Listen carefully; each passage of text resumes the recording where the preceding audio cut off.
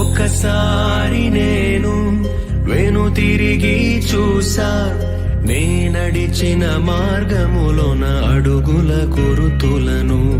ఆ గురుతులు తెలిపే కథలన్నీ విన్నా, నా గతమును కనులారా ఒక మారు చూసా.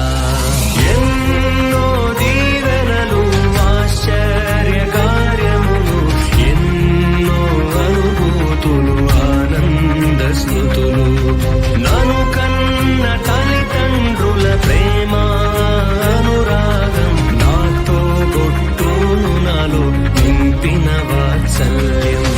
ప్రతి ఉదయం నవ్వు, శ్రమలున్నా తృప్తి, ఇది నా జీవితము వరమే, ఒక తరుణమే.